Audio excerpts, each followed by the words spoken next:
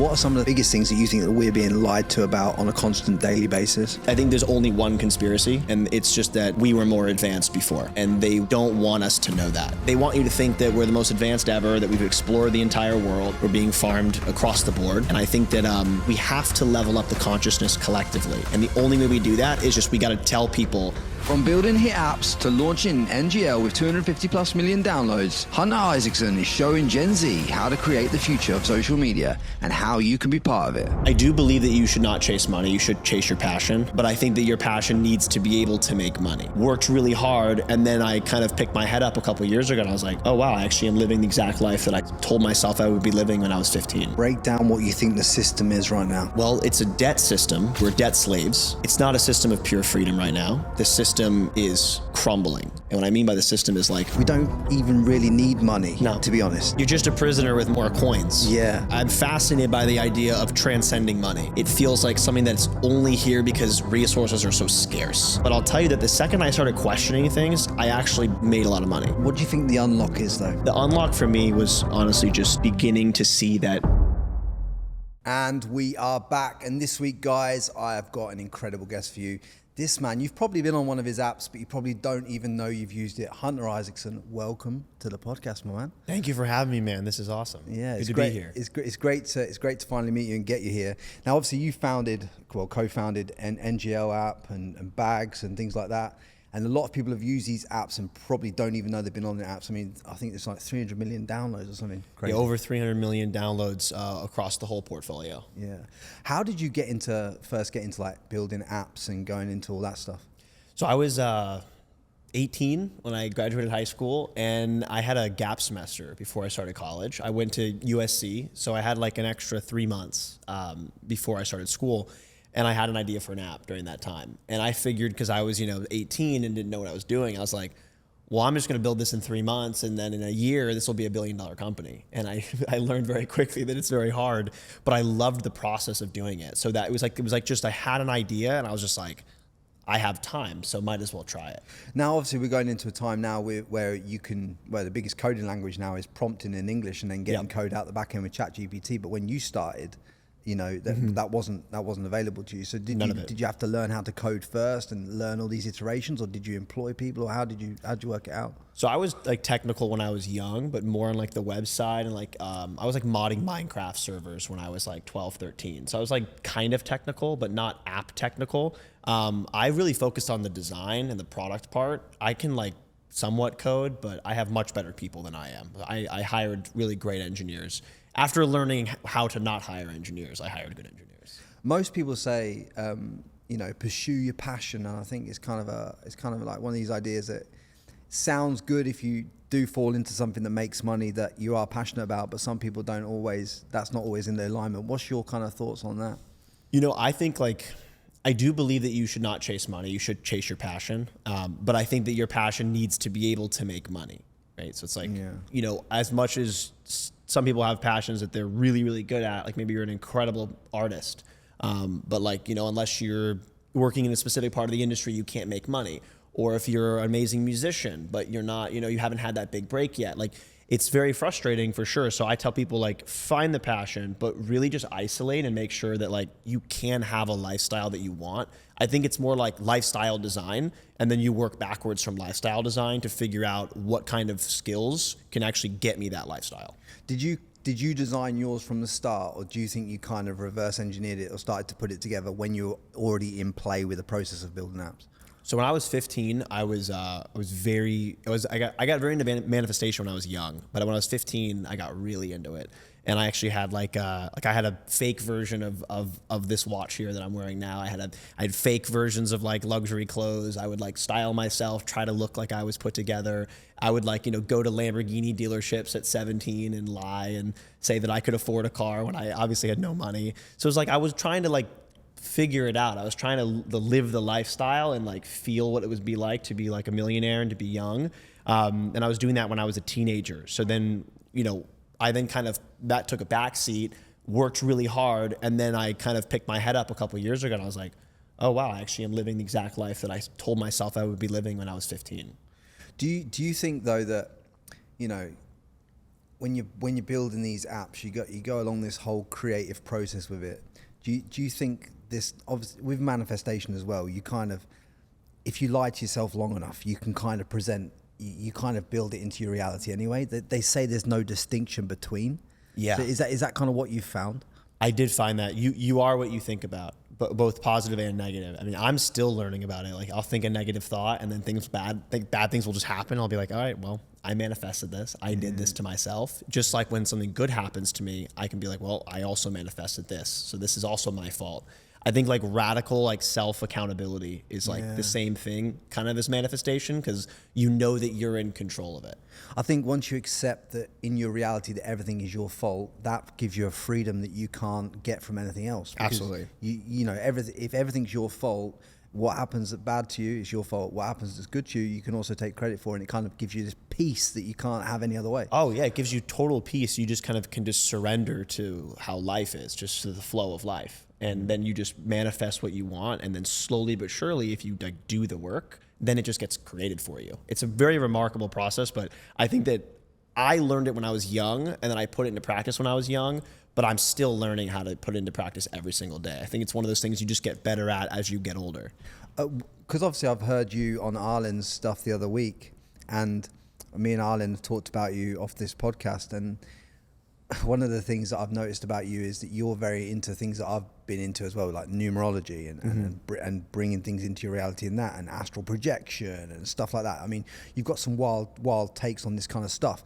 How did you first like come across numerology and know that the power of numbers and start seeing the sequences in numbers? I'd say I really got into it 2021, 22, 23, around that age, I'd say. So like I'm 25 now, so a couple years ago, I'd say I slowly got into it. Just people on Twitter, seeing things on TikTok, talking with friends, talking with successful people, mentors of mine.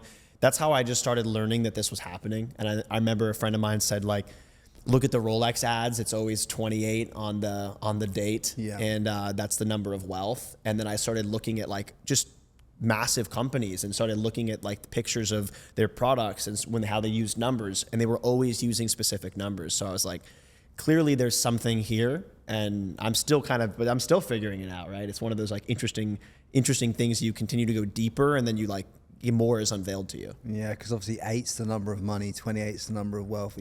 Which one are you born on? I'm born on the 28th, but I'm an 8 life path. Yeah, so yeah, it's which is also karma though, yeah, right? So if you do something good, you get good, but if you do something bad, it's like instantaneously bad. Yeah, and it comes around real quick, doesn't it? Yes. On an 8 life path. 100%. Because I'm a 6 life path, and all the top podcasters in the world are 6s and 4s. Makes sense. Do you know what I mean? I have some of my friends that are actually in podcasts are 6s as well. That's very interesting. Yeah. Everyone that makes it to the top of podcasting has to be a 6 or a 4. That's insane. Like there's only maybe Stephen Bartlett. I think he's a 1 life path, but that's because he's achieved that success because a 1 naturally can, because of the speaking and stuff like that, the influence they get from that.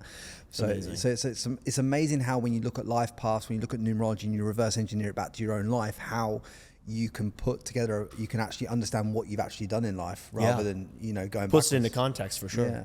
What is the biggest thing that you're working on right now that's kind of like you're putting all your focus on? My main focus is on building Bags, which is my financial app. It's an app to buy and sell crypto with Apple Pay. Idea is to build the simplest way for anyone to buy crypto in the whole world. And then eventually the easiest way to pay with crypto, or all these different financial tools. That's like my main focus right now, that I'm very, very motivated and passionate to solve that problem. I've been in crypto since I was around the time I started my first app. I joined. I was like 2017, I got into crypto.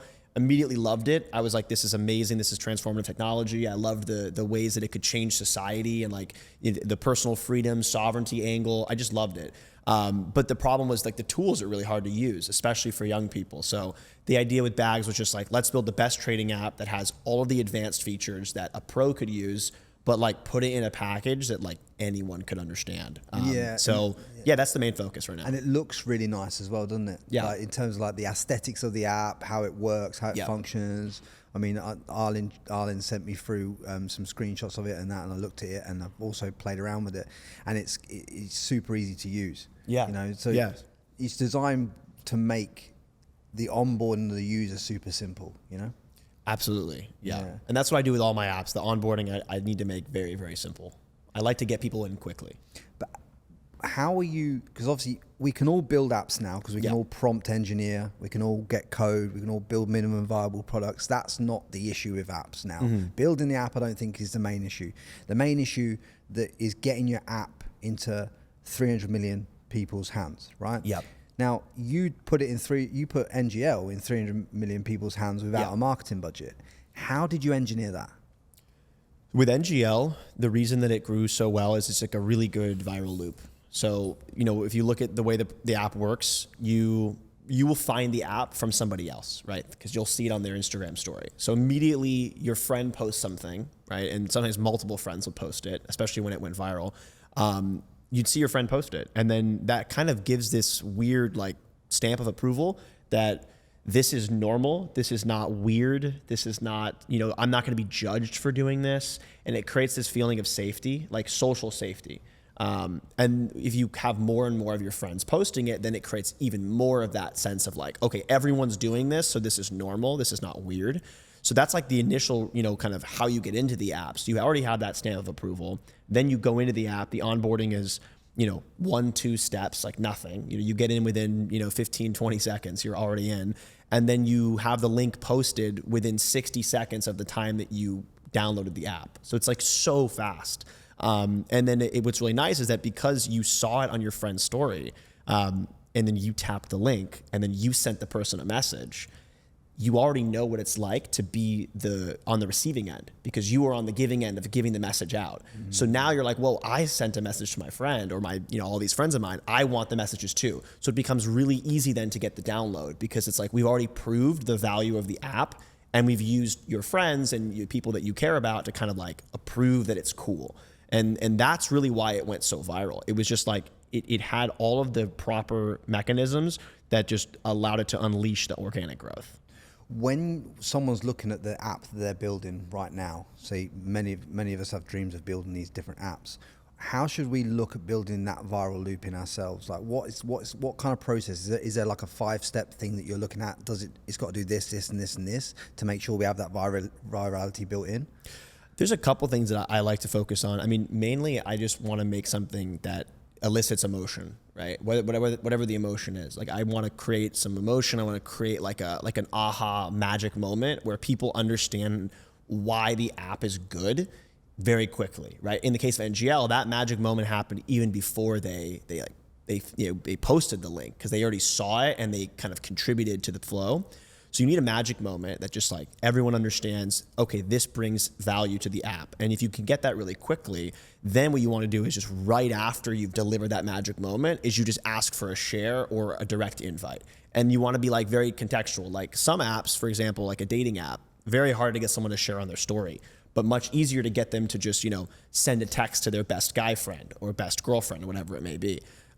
I look at it as just, you have to first deliver on the aha moment that just makes everything make sense to people, and then you have to ask for sharing. Yeah, because that's kind of the way to do it. Because I've seen like on the back end of some of the dating apps now, they have buttons where you can share a potential, like if you're looking at obviously at women, you can share a potential woman or a woman can share a potential man to someone else off app. Yes. And is that their viral loop for how they're acquiring more users? That would be a way they're doing it. Yeah, exactly. Because what they're doing is just getting you to share, right? They're just getting you to, you know, get into the mindset where it's okay to share this, right? So like that's the thing. It's all about context. You know, sometimes you don't want to share something, right? But like in the case of an NGL or in the case of some of my previous apps, people wanted to share it, and that's why they did.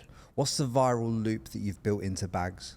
So we started Bags only with a viral loop. The viral loop we had was claiming your Bags link. So everyone's Bags link is their profile, and your profile is your wallet. So the idea was like make all the wallets into links, get everybody to share their links, and then you know, kind of create a situation where I share my link, you tap on it, you go to a website, you get your link, and then you share it. So same kind of process as NGL. That's how we growth hacked and got the Twitter going. You know, we have over 100,000 followers on Twitter. That's how that happened. How many users did you actually acquire just doing that one viral loop? we had a couple 100,000 registered profiles go through that whole flow. Yeah.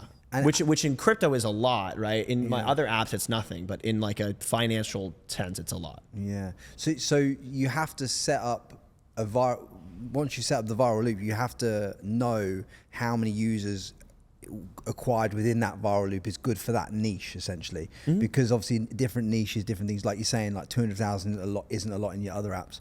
Why isn't it enough in your other apps, but why is it enough for Bags specifically? I think it comes down to the average revenue per user, right? So, in an app like NGL or just a social app in general, the average revenue per user is going to be lower than a financial app, because it's also like, you look at purely like retention. If you have money in Chase, you're going to open the Chase app. If you don't have any money in this random social app and you don't have things that are very important there, you probably won't open it as much. So you can have less users going to a financial product, or it doesn't have to be financial. It could be anything where the average revenue is higher per user compared to social. Like NGL, most people didn't monetize. The vast majority did not. When you're building apps under a portfolio like yours, though, obviously you're building these all to sell. Are you looking to sell them as a portfolio, or do you sell them as singular apps as and when you get offers for different parts of the business? Yeah, I mean, the way that I build my businesses is I have co-founders that are different for each business. So it's not like a umbrella company where everything is just underneath one entity. Everything's very separate. So like the process of each business will be different from the beginning all the way through, eventual exit. Yeah, but something like an NGL app, would that be like an 8-9 figure exit by the time you've exited something like that? I hope. That'd be great. I don't know. Yeah. It's one of those things where if it happens, it happens. But until it does, we're just going to continue building. Is there a kind of a life cycle curve with apps from adoption to when they kind of peak out? Is there a curve of growth that you've noticed? It depends on the app, right? So some apps have that, right? Some apps go super viral and they disappear forever. There's a lot of apps like that. And then there's apps like NGL that went super viral and then kept going viral, right? It just kept going. It didn't stop. We've done 250 million downloads since June of 2022, and it's not slowing down. So it's like there are those two kinds of apps. I've found though that if you have a really good viral loop, in the case of NGL, it just has that staying power. But I think what a lot of people miss with you is probably how many times you've had to fail to get the viral loop to work on one app, right? Yes. I mean, how many apps had to fail before you found NGL as the winner? NGL was my 8th app, which is funny about numerology. It was my 8th app. I had 2 previous successful apps in that time that I would consider successful. One of them, I just didn't make a lot of money from them. One of them was called Zoom University. It was a college double dating app. Like you and me would be in a video chat, and then we would match with 2 girls, and there'd be a 4-way chat. And then you and I would have a private chat thread, and so would the girls. And then the girls could skip us, or we could skip them and get rematched to other groups of people. That was the first app that did something for me, like 250,000 or so downloads, maybe less. And then the second one that did well was called Wink. It's still around. It was a very, very popular make new friends app, especially during COVID, during the pandemic, because everyone was just locked in their house and lonely. So, apps that were like video chat, make new friends, did very, very well during that time. And Wink ended up doing 70 million plus downloads. But I didn't make any money from that. I was an employee. I was the designer. I was the one kind of creating it with my mentor, who was the CEO of the company, and he was also the president of Musical.ly, which became TikTok ultimately. I had kind of had a couple successes, but NGL was the 8th one. There were a lot of failures in there. So you mentioned there that your mentor was the president of Musical.ly. Yes. That is a very good mentor to have. How have you positioned yourself with a mentor like that in this space? Because obviously TikTok's gone on to be one of the biggest apps in the world. How did you position and get that opportunity? To be honest, I had been building apps and I got recruited. So I was reached out to when I was probably 21, like just turned 21. I had built Zoom University prior, and before that another app that had failed. So I was on 2 apps, and he liked my portfolio. He just was like, I like what you have, and I think you have what it takes. And then I worked for him for 2 years, We built half a dozen apps together. It was kind of like it was my only job really. And it was like, I kind of got to watch a startup go from like 12 people, it was very small, to then like 50, 60 people in multiple offices around the world, and going from one product that we're building to building like half a dozen products, right? And then I'm the only designer that's doing every single product. So I'm the one that has to figure out everything. So it was really good because it was just like, it was a lab, right? So it was just like, we could try any ideas that me and the other, the team would have, we could just try them because we had the resources to do it. So I was able to test a lot of hypotheses. I was able to build a lot of products that I really thought could work, and then learned why they didn't work because I was able to actually test them, right? So I was very grateful for that experience, for sure. What if you were going to give, like, say, 2 memories from your work that you did with him for 2 years? What were the 2 key things that you saw from him that was so out of the box thinking to you that separated him from everyone else? So one of them is A/B testing. The other one is focusing on session 1, right? So I'll start with session 1. So like what I mean by that is, like, I had kind of been building with like D1, D7, D30, day 1, day 7, day 30, and thinking about the retention, thinking about the different metrics for each day, and then working at that company and being in that environment, I learned that it's actually more about like the sessions. It's more about like, can we get someone to do something in the first session? So that way, if they close the app, at least we got something from them. So I learned that a lot from him, and like how to test the first time experiences and making the onboarding flawless and having 99% of people go through onboarding. Like that was another thing I learned there, all part of session 1. And then A/B testing. So like I was kind of like at the time, I'd say I cared more about the UI than the UX because I was early in my career. And I really learned that it's all about the experience. So if the button looks good in a gradient purple, just because it looks good doesn't mean it's actually going to work. If we make the button red, it actually has a higher conversion rate. So we should just go with that, right? So I kind of learned that it's not about making an art project, right? With these companies, it's about solving a problem. And you have to be just super, super transparent up front with what are we doing here, right? We're here to solve a problem. We're not here to just like make it look good. Those are the 2 big lessons that I learned from that experience. And yeah, I worked there for almost 2 years. So there's specific colors that you use on buttons that work better than any other colors? Yeah, it's interesting. So yeah. like red, blue, no? Red, green. If you just look at my apps, you'll see. Yeah, and so you engineer every part of even the color scheme to make user experience better, to make them stick longer. Yes, and I write all the copy. So like the copy will always, it's like written by me as well. So like the vibe, the tone is like all like kind of very manicured and like all put together because the same person is doing it. Break down the structure for me of how you're setting that out so that anyone that's building their own app now can go and set out in the same way. Like as far as building? As far as like, so like, yeah, we've got the idea. I think this is a winner. Now I'm sat down. I've got an A4 sheet of paper in front, and I'm designing the look and feel and the tone and the essence of the app so that I can get the highest engagement, and I'm building the viral loop in. Yeah. What I tell people is I say, find a name for the app that everyone understands like what it is, or like has an idea of what it is. So in the example of like NGL is not gonna lie, which is just a common slang abbreviation. So saying my NGL link, it's like, oh yeah, that's an anonymous messaging app. Like it works with the tone. Bags being like money bags, and like in crypto, people call their money bags. So it was like, let's call it bags. So we start with like, I like to have very simple branding that like no one can mispronounce. That's really important as well.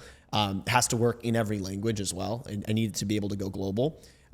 Then I really focus on coming up with a really fun, young design. If I'm building social, right? If I'm going for social, I want to make it look really cool and like, a little edgy, just, cool fonts, great colors, really clean copy of like, explaining what to do. And then I break down the flow and I start with the onboarding. I figure out, what do I need? Do I need a phone number? Do I need an email? Do I need nothing, right? In the case of NGL, there's no auth. But like, you have to figure out what you need. Maybe you need their birth date. Maybe you need to know if their gender. There's all these different pieces of information. You have to figure that out, put that into onboarding, build a flow there, and then figure out what do they need to do right after onboarding. So like come up with that session 1, right? Whatever that may be. In the case of NGL, it was copying a link, sharing it, getting messages, replying on your story. In the case of Wink, session 1 was we would give you a swiping stack and we'd give you 100 gems, I believe. And it was like every time you would swipe right, it was like minus 10 gems. And then when you get to the end of the swiping stack, it just, a little pop-up would come up and it would say, get the premium version, right, for whatever amount it was, or share on your story for free. So that's where I really learned, okay, I can get people to share a lot if I just put it there. So I would say for anyone building, once you figure out that onboarding and you figure out that session 1, that's pretty much it for the MVP, right? Because it's like, that's kind of all that matters in the beginning. So then what I do is like, if you build a little bit more, a couple other things, but don't overbuild. You have to kind of just crush onboarding session 1 and then really pick North Star metrics that you care about, right? Like the most important metric in the app, you have to pick one. In the case of NGL, it was how many people are sharing the link and sharing replies. In the case of other apps, it's different, right? In the case of Bags, it's how many people are coming into Bags and funding their accounts. So that's a completely different, set of problems across the apps. Quick one for you guys. As you're aware, in 2017, I set up contentremoval.com with the main aim of protecting brands from negative online content. So if you're an entrepreneur, a personal brand, or a brand online that's affected by negative online content and you're looking to remove images, videos, search results, fake accounts, or anything else online, go to contentremoval.com. How are you making sure within the cryptography that you're keeping money safe? And it's a bit of a different, harder app to build than I'd say NGL, right? It's a much harder app to build. Absolutely. Yeah. It's been a major technical education for sure on building it. As far as keeping the funds safe, we have external providers that we work with that are massive in the industry. You would know the companies if I mentioned them, and they back all of our wallets, and it's all built very, very rigidly as far as security. We've spent a lot of time on that. Like with Bags now, you can sign up with any authentication method, and you can add a 2FA. And you could connect to an authenticator app like a Twilio, Authy, Google Authenticator. It's very, very secure. Yeah, so you're keeping it simple. But the minimum viable product when you launched Bags was just the wallet, the secure wallet, and then the virality loop built in, and you just launched with that. We didn't even have the wallets yet. We just had the links. We started there. Right. So yeah. It's interesting, you see, because everyone thinks you need to build this big app, this 9-step program, this, that. But you literally you knew you were building a wallet. You knew, but you didn't even launch with the thing that you knew you were building. Exactly. I think I want people to pick that up because how many of you are holding yourself back from launching your app because you're trying to build the thing that you're building, whereas really all you want to build is a virality loop that gets people onto the thing to see if you've got adoption in the first place. Yeah. Because it's the idea that you're selling, not the actual thing in the initial period, right? That's exactly. I mean, in the beginning especially, and I mean, I tell people all the time, if you have an idea for an app and you're building it, just go on TikTok once you have like a basic MVP and just start pumping videos, see what happens, right? Because maybe it works, maybe it doesn't, but if it does, you're gonna know that you have something that's big. So from idea in your head to paper to built app and launched, how long? Very dependent on the app. For NGL, 4 weeks to idea, build, launch, but then 6 months of nobody using it. Right, okay. To get to then product market fit. Bags, much different beast. We built it, we rebuilt it, we changed a lot of core features. It was a much longer build. I think that was a 6-month plus build. Do you do any kind of feeling in the market out there and like, getting data to support your own belief? Or do you test it and see if the market responds to get the belief? Or do you go out there and say, or do you go start asking people and start doing surveys and stuff like this? How you want to prove the idea as much as possible before you go and invest as much time in it? I'm looking for behavior that already exists, right? So what I mean is like, I'm looking for something that is already happening on the internet or is happening on some other app that's not optimized behavior. So like in the case of Bags, the thought process that we started with was, we have all these wallet apps, all these screener apps, all these exchange apps, all these messenger apps, right? All these very disconnected things. And we just figured, let's just build all of them into one and just do it simple. Because like we see this behavior is happening all over the internet, or people in group chats and they're trading meme coins. let's just make the trading, the group chat, the screener, and everything in one package. So it's like we saw it already existing with NGL. NGL was, you know, an anonymous app just like Ask FM, right? And other apps in that space. We were just unlocking a new growth channel, which was Instagram. Nobody had ever done that on Instagram because the links were only available starting in end of 2021 when we started building the app. But yeah, it's different for all of them. And how are you building the social following alongside when you're launching these things? Is there a viral loop built in to get them back onto your social media to follow you as well, built inside this minimum viable thing? Yeah, I definitely focus on, I like growing the socials. I think it's important. I mean, NGL has over 2 million followers on Instagram. That's only because in the app, there's a button that says like, follow us on Instagram. That's it. But we don't really use the page that much. It's more of like a stamp of legitimacy. Like if people like look it up, they can see that, oh wow, that's legit. But also when you do post, it reminds them again to use the app. Exactly. Which is another viral loop, getting them back to the Absolutely. app, isn't it? So it's kind of, so even though it's kind of static and you're kind of just posting content on there daily or twice daily, it still makes a difference to you retaining usership. Yeah. Which obviously adds to the exit value. So you've got something that's exitable. Otherwise, if they've just fallen off all the time and it's a one-time use, you've got no comeback. Exactly. The retention is very important. So I feel like that's like what I focus on is just first growth, but then once you have like a little bit of growth, then you have to figure out retention.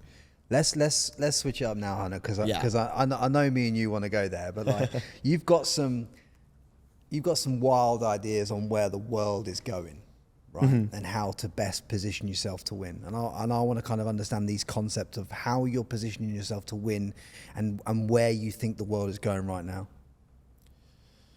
Well, the world right now is in a very interesting place. I feel that we're in a transition period. I feel that the old system is over and the new system has yet to be created. So we're in this weird limbo period where things just don't connect. And what I mean by that is like, you know, we all carry phones and, you know, 10 years ago, if you said, I'm going to book my flight and then I'm going to call a car and then I'm going to go to the airport, I'm going to have my boarding pass on my phone, I'm going to scan my phone, people be like, that's insane. That's crazy. Like we were not doing that a long time ago. So I think that's an example of like an old system, which was like airfare and that whole thing had to catch up and use the new piece of technology. That's still happening across the board, right? Like for example, we can't scan our faces and get a new driver's license. Why, right? I'd say that, I mean, we can do biometrics on our phone. We have all our data, information, payments, all of it. Why can't we do more things just on the phone? So I look at it as like right now we're just still between old world, new world. And I think that's why everything kind of feels so broken nowadays, because it's just like, why aren't these systems talking to each other? Why is it so inefficient? Why is it like really easy for me to do things when it's like a private company online, but if it has anything to do with the state or the government, it's like impossible. It's just an example of like what happens when new technology comes and like people's time that was wasted doing things then gets replaced and you have now more free time because like think of how much time we wasted before the phone, like just, you know, on navigation, on, you know, calling people, on scheduling plans, like so many things took more time. And I think that we have to just kind of take that same concept with phones and then you apply it to like humanoid robots, right? It's like the same exact concept. Like what happens when you have a technology that goes to like a massive global scale and everybody has it? And then what things that take time are replaced? In the case of the humanoid robot, I think it's like way more than the phone ever replaced. How far off humanoids being in everyone's house are we, do you think?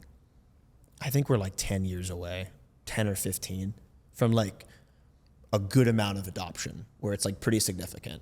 Where you see people walking down the street to breakfast and they've got instead of their phone, they've got the humanoid robot that carries their bags that does does that. Maybe, I don't know. Or they don't even go to coffee shops and restaurants because the robot's making you breakfast at home.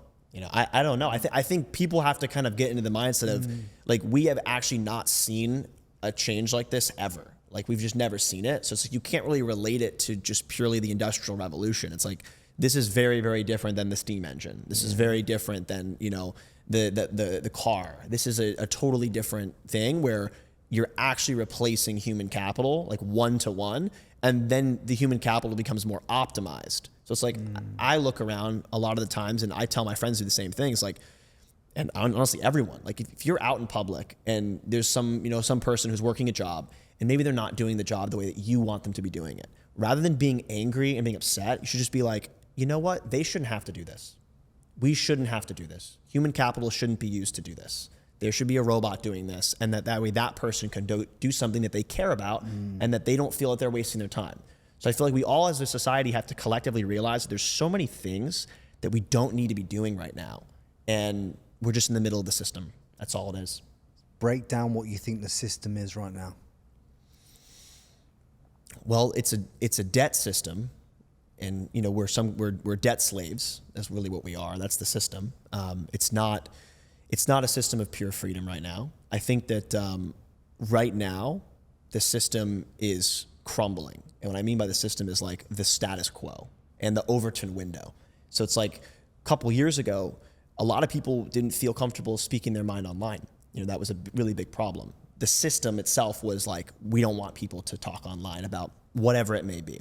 Now the Overton window has moved. It's like shifted really rapidly where people want to express themselves online. Now we have X. Now we have other places. Like the system itself had to be changed. So I think that's kind of the same process we're in now. Just going to have to continue to change the system over and over again and get closer to like how things are supposed to be versus kind of this weird slave system that we exist in now. Don't you think, though, these systems are systems within the already existing system to make you seem like you have free speech, but really they're just a place that you can, quote unquote, play, but it's a sandbox that kind of drowns you out.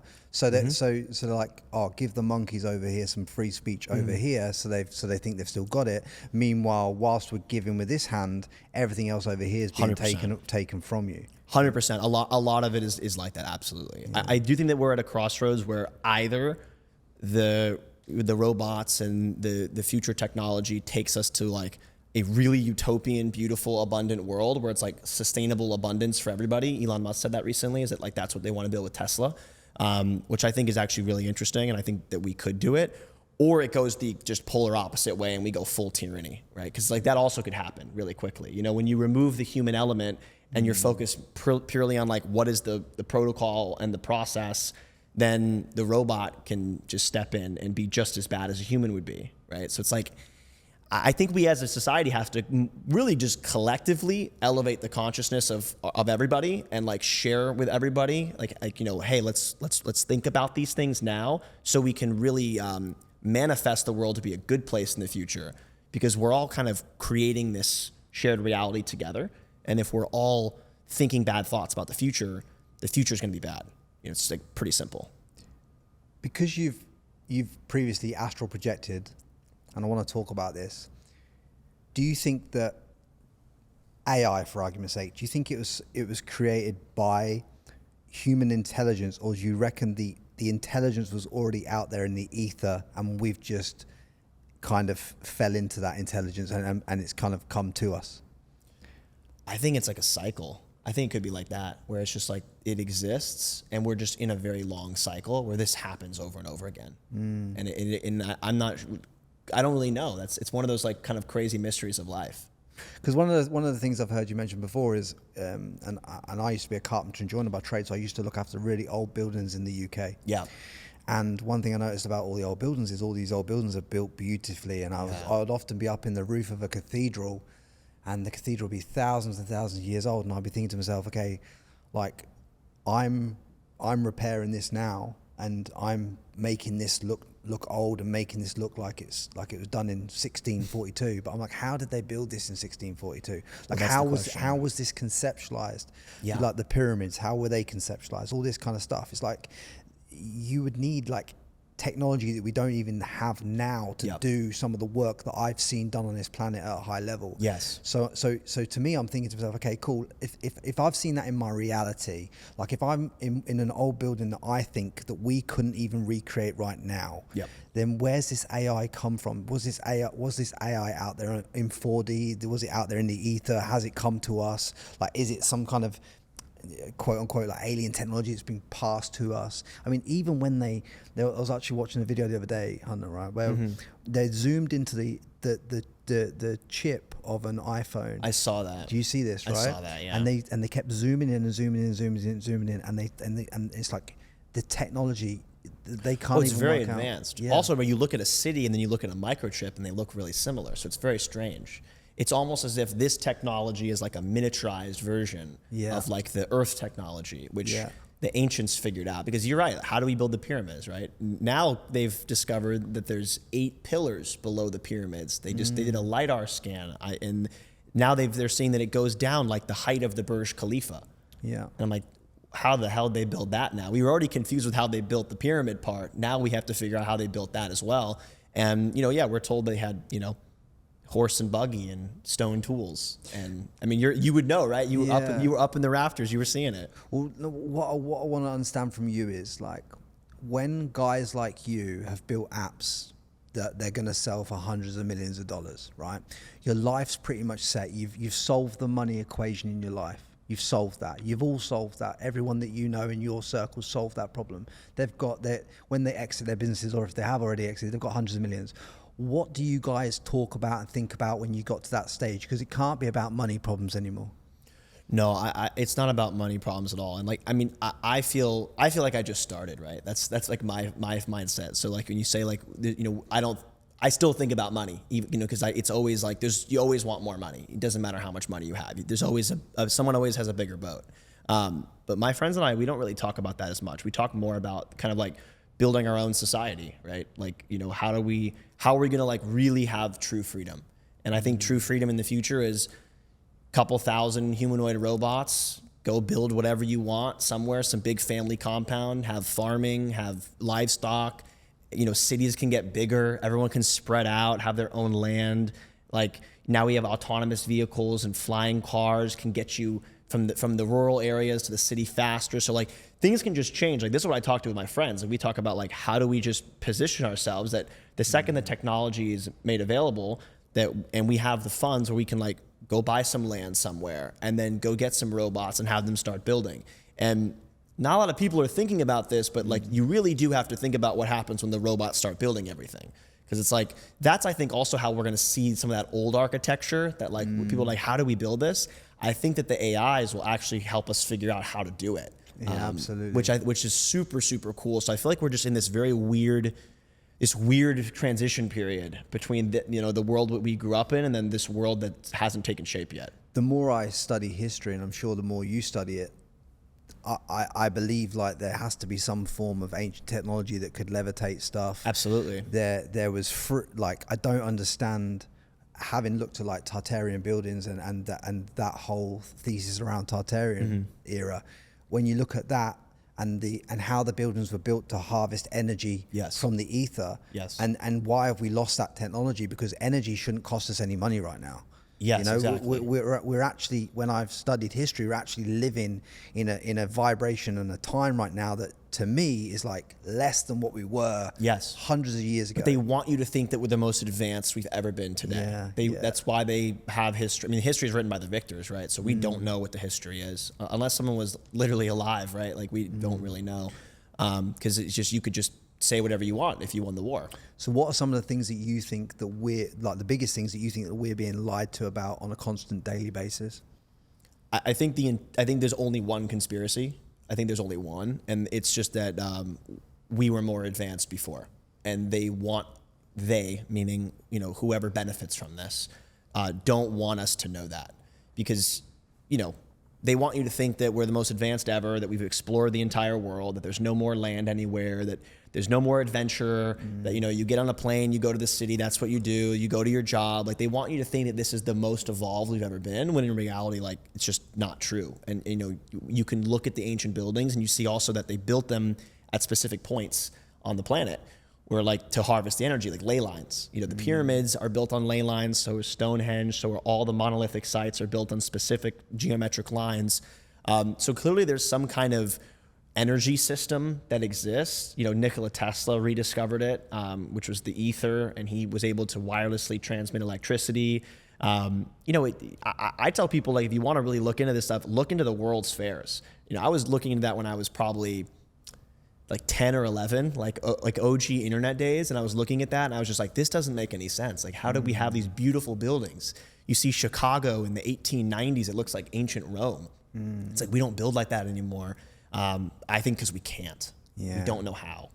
Yeah, because we've definitely been dumbed down. And one of the most beautiful things about owning contentremoval.com and being in the content removal space for so long is that I've been privy to information and seeing things that have been removed from the internet at scale. And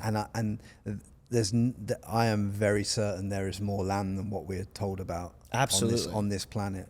I think that if you look at Admiral Byrd and everything from Operation High Jump, that's very interesting things that went down then, and that's all been declassified.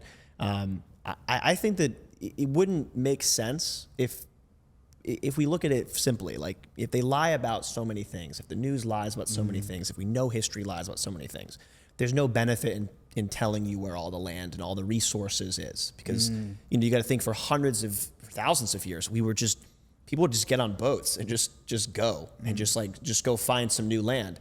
We can't do that anymore. And I feel like they want you to just think that they've figured everything out. Like, all the questions have been answered. We know everything. Sit down, do your work, get your 2 weeks of vacation a year. Well, I didn't understand that oil was a naturally replenishing thing until I read the white papers on it that had been removed from the internet. Well, Rockefeller called it fossil fuel. That way it sounded rare. Yeah. Even though it doesn't come from fossils. Yeah. Which I thought for years that it came from fossils, and I learned that it didn't. I was like, wait, what? It's weird because we've all been psyoped in so many different directions, but it's interesting how, when you get to your level of the game where you boys are, exiting businesses and this, that, and the other, you're still thinking, you're still kind of trapped in some kind of, you're still trapped within the guide rails of what society tells you, even though you've quote unquote got the freedom with the money, but then you think to yourself, well, hang on a minute, the system of money's created as a we don't even really need money, to be honest. You're just a prisoner with more coins. It's like, because I'm fascinated by the idea of transcending money, and that, like, you're right, we don't really need money. It feels like something that's only here because resources are so scarce. And I think when you live in a world where you can have anything you want created by a non-human intelligence, then, like, what's the point of having money, right? At a certain point of adoption, right? It's going to take a very long time. Maybe we don't live to see it, but I do think that we can collectively transcend money if we can first get to an abundance of resources for, like, every single person. We could do it. From your research, how much more land do you think there is? I don't know, maybe another continent or two. Of my research, I'm not really sure. I think that a lot of what's out there is just psyops within psyops. I think that there's like the flat Earth, the hollow Earth, all these different theories. I think that, like, I don't really care about that, to be honest. Like, I don't care what shape the Earth is at all. Like, I'll go to space soon at some point. We all will. We'll get to see it with our own eyes. I'm more concerned of, like, why wouldn't there be, like, some land somewhere? Like, Japan found 1,000 islands a couple years ago. I'm like, how do you lose 1,000 islands, right? It's a lot of islands. This was a few years ago. A few years ago, they said that they found all these islands, that they controlled. That was, like, off the coast of Japan. Like, how did you not find them? Like, what do you mean? So I just thought about that, like, concept of there's probably lots of islands that aren't on the map. Have you ever looked across a map of scale and moved? There's a map on the internet and it actually shows the actual real scale. Very strange. Right. Okay. Very strange. See, all the maps and all the scaling's changed. Yep. Because people think Russia's this massive country. It's not. And when you move it on the map, it's not as big as what you think. It fits into Europe. Well, you look at, like, Alaska. Sometimes Alaska looks huge, and then you bring it down, and you realize, oh, okay, it's big, but it's not that big. Or like Greenland and Iceland, and, like, the different, like, map projections for sure, like, create this sense of, like, reality that is just kind of what they want us to see, but it doesn't really look like that. How are you raising your consciousness, though, to even be aware of some of the things that we're talking about? Because obviously me and you have probably been through meditations and this, that, and the other. We're trying these modalities. How would you advise people to raise their consciousness? Because some people that might listen to this might be listening to us going, you boys are cracked, you boys are off top. But generally speaking, and we both know this from experience, that our friends that have made a lot of money, right, everyone's talking about this. They're not everybody. They're not talking about, You know, I started this conversation off talking about building the app because I know that's what people come here for. They come here for the education. They want the actionable insights. I try and give that. But the biggest education I want to give you when you come listen to this podcast is open up your mind so you can reconceptualize ideas beyond yourself, so you can actually elevate your consciousness. Absolutely. So how are you, and how would you tell people to do that? Don't trust anything you hear or read. Just look into it. Doubt everything. Like if you just doubt it, right? And doubt it from a perspective, not to be like, you know, not to be negative, but doubt it from this perspective of, I just want to find the truth. You know, because then when you just start looking at things like that, you start to doubt everything, right? For example, with food, you know, if you just start reading the labels of the food and you read the words of the things that they're putting in our food, logically you're just like, well, this doesn't sound like food. Right? Like all you have to do is just question it. You have to just take one step out of line and just start questioning things. And if you have an open enough mind, you'll realize that everything that you thought before was an illusion and you still haven't arrived at the truth. And that's kind of where I'm at and you're at. I think all of us are at, is that like we know what the scam is. We know what the truth could be, but then now we're just on this path of like discovering that and figuring it out. And I think it'll take a lifetime. Well, life gets far more interesting once you start questioning everything that you've been taught. Yes. Because I realized from about mid-20s onwards that I'd been taught to hate certain people and had views on certain countries I'd never been to. I've been taught certain frameworks for certain things, certain opinions around certain man-made things. protocols. A friend of mine, he talks about how do you eliminate man-made protocols and break society's loops. And he talks all about, it was when we talk with my friends, like, you know, how do we get stuck in something, right? Like you get stuck in a mindset, you get stuck in like, you know, a narrative that you want, you know, for yourself or for the world. You just get stuck, and you get stuck in like a cycle where you're told, wake up every morning, go to work, come home, go to sleep again, just keep going over and over again. It's like these protocols that only exist because somebody told you that this is how it's supposed to be. And I feel like most of humanity is trapped in that. And unfortunately, because we're not at the sustainable, abundant future with robots, we can't free everybody yet. You know, it's one of those, like, people have to willingly decide, I'm just gonna start questioning, and then it will naturally permeate around everybody else. It's even like the way I've structured this podcast today. It's like I have to give people what they think they want in order to give people what they need. Do you know what I mean? Because I can't free your mind from what you think is the truth without first giving you what you think you need. You know what I mean? So everyone's come here today to listen to you because you're the guy that's, you know, done 300 million downloads on the apps, and you've got the app ideas, and maybe I can take my app idea and do this and do this. And you can all do that. For sure. But what happens when you've built the app and you've got the 300 million users, and now I'm trying to show you where Hunter's mind is and where it goes, not where it's been. You know what I mean? Yeah, no, that's great. I'm glad. I mean, it's important too, because I feel like, I was very zoomed in, right, for many, many years, just working on my apps and, building 8 apps in a very short amount of time, and then building more. And I built over a dozen now, but like, it was very intense, and I was zoomed into it, and I was in the process and fully in the trenches. And I feel like when you're in that state, it's very hard to look up. But I'll tell you that the second I started questioning things, I actually made a lot of money. It came directly after. 2020, 2018, my mind slowly opening, 2019, 2020, completely blew my mind wide open and was very awake and aware. What do you think the unlock is, though? To me, it was, the unlock for me was honestly just beginning to see that I had been lied to about simple things. Just looking at the news back in 2018, they would say something and I would be like, let me verify this. And it's like, that's not true. That didn't happen. And then I was like, well, what else is not true? And then you just slowly but surely go. And then COVID happened, and, COVID changed everything for my generation completely. I was in college, March of 2020. And then suddenly I wasn't. And then that chapter was over. And we were just tossed into this incredibly dystopian world where now everyone's on their phones. So it was good for apps, right? It made apps work really well, but it also really messed up my generation. And I think that it's I was 21 when COVID happened. That kind of took out my typical 21st birthday. So I really was able to kind of wake up because I already knew things were lies. And then now I'm seeing more and more of these lies. And now I'm seeing friends and family and people that I care about falling for the lies and then thinking that I'm the problem because I'm trying to just get them to doubt it. So I really learned a lot about people too, and about psychology, about groupthink, and about how if you just get people to think that something is socially acceptable, they'll do it. I learned all that because I just woke up. And then I used a lot of those lessons to then apply them into apps and to create, things of scale.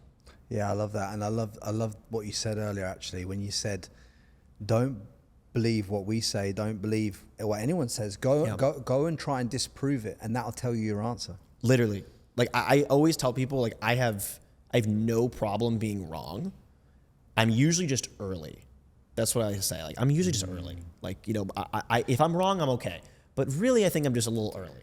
And that's the insight. That there is the insight I was looking for earlier. The key part of this is you question enough to be early. Yes. And that's why you've made the money. 100%. Absolutely. When you actually break it down, when I'm actually trying to break, I'm like, what was Hunter's unlock to unlock the door to the money? And you said there was one key thing. I think it's just questioning enough to be early. Yeah. Because if you question it enough, then you actually understand it more, because you're looking at whatever the problem is. It could be building a company or like looking at, at history books. Like if you look at it from every single angle and you get all the perspectives, then you yourself, you don't follow a man-made protocol that tells you what the right answer is. You've now looked at every single angle. You can figure it out. It's common sense, right? Like everything that I say, I really think of it as just, it's common sense, right?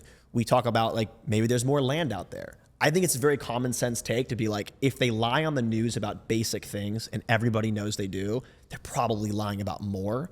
And we just got to multiply that out slowly but surely. And then you arrive at like, where you and I and many of our successful friends are at, where we are now actively pursuing truth because we've built the frameworks necessary to break all those man-made protocols. Like we now understand how to look at things and deduce and investigate our ideas, rather than just like, oh, someone figured that out, I'm just going to listen to this expert. Yeah, and this is the reason I wanted you on here, not because I just want to give people I want to give everyone the opportunity to build the app, to do the 9 figures, to do 7-figure X, to the 8-figure. I want all that for you, but only so that you can go and pursue the bigger purpose in life, which is to actually understand why you're actually here in the first place. Yeah, which is your only reason for being on the planet, in my opinion, is to find your purpose on what you're here for and what you're here to do whilst you're here, because it's not to go work at the coffee shop. No, in my it's not. opinion. It's not, and I look at it as like, this is just a weird transition period where human capital and honestly, not even capital, just like, spiritual essence of humanity is being farmed, right? It's like, that's really what's happening here. Is like, we're being farmed, across the board. And I think that, we have to level up the consciousness collectively. And the only way we do that is just, we got to tell people, just doubt things, just question things, and question everything I say, everything you say, everything all of our friends say. Like, my friends and I will get into debates and arguments and figure things out. Like, it happens all the time, because but we are genuinely trying to find the answer versus just trying to grandstand and be right. We actually want to find the truth. Yeah. And the funny thing is, I booked this studio out for a longer time today, but obviously we were late starting because of traffic, but I wanted to dive even deeper. But at the end of every podcast, I always like to finish with this question. If there's one pearl of wisdom, one piece of advice that you can give Hunter that will move this audience 1% forward further from today, what would that pearl of wisdom be to you? You are what you think about, and you create the reality that you exist in. And if it's good, that's great, because you did that. And if it's bad, that's also great, because you did that too. And I think that you need to have that sense, and you need to look at everything in your life as you can control it, but you really control how you address it, right? If bad situations happen and you get really stressed out and anxious and you get into that low chakra frequency, more bad things are gonna happen. If you can take the bad of life, be like, you know what? I think I brought this on myself. It's gonna be okay. I'm gonna be level-headed and I'm gonna rise above. Then the bad things just become like training lessons. And you become excited, right? You become excited that you're fixing the problems that you thought were world shattering, right? And so what I like to do is I'll write down what my biggest problem is right now. And then like 4 weeks later when I've solved it, I'll just like go back to that note on my phone and I'll read it and be like, all right, I fixed that problem. I feel good. Like that's no longer a problem. Now there's a new problem, right? This is always something else, but you do really control it. So yeah, you are what you think about. And also you really need to, because of that, you need to design your lifestyle before you do anything. You need to think as far into the future as you possibly can, right? Think 10, 20, 30 years in the future. What life do you want? You know, where are you living? How many kids do you have? What's your career like? You know, how are your friendships? Like, who's in your life? What's your day-to-day like? If you can figure out that lifestyle design part, then it's really easy to work backwards and be like, okay, well, what kind of people have that lifestyle? Okay, they're in these 10 industries. Okay, of these 10 industries, what do I like? You just bring it down. You keep funneling it down. And then eventually you realize that like, okay, yeah, we go from lifestyle design, we isolate, we figure out what careers, what endeavors can get us here. And then you figure out, okay, in those careers and endeavors, what's my skill, my unique edge based on my childhood, my experience? Because everybody has that unique edge. Everyone has that thing. And if you can figure out that, then you're just like picking a skill. And then with me, I picked design. That was my skill. That was what I focused on. So I just became known as like the guy for when it comes to designing apps. In my group of app builders, that was just what it was. So then you get invited into opportunities, right? And then people are like telling you they want to build businesses with you because you're the guy that has that skill. But you got the skill because you figured out what would get you there, and you didn't know where you wanted to be because you first figured out where you wanted to be, right? It's very much like you're working backwards. You reverse engineer every outcome that you want in your life, and then you don't end up at a destination that you say you didn't want to end at. Yeah, you literally end up exactly where you said you wanted to. You end up exactly where you said you were going to be, and then you can focus on the stuff that you should actually be focused on, which is way more bigger than what you lot can ever conceptualize in your mind, because it's way bigger than what me and Hunter ever thought it was. Absolutely. And I'm going to put Hunter's links to his apps and his socials and everything under this, so you can go and follow him and go and get his insights and stuff like that. I can tell you now that me and Hunter have a part 2 in us that's way deeper and way more in depth than what this has gone. 100%. But we're just testing the water with this one to see how you respond. But guys, if you'd like that second episode and for us to deep dive, we'll probably have like a 2-3 hour marathon on it. We can go into some crazy stuff that will blow your mind wide open. But just let me know. DM me on Instagram if you're ready for it. Say you want Hunter part 2, and we'll cook it up somewhere further down the line. But thank you, brother, for coming on and sharing your wisdom and knowledge. And guys, do me a solid favor. Subscribe to this on every platform. It helps more than you know. And as always, much love.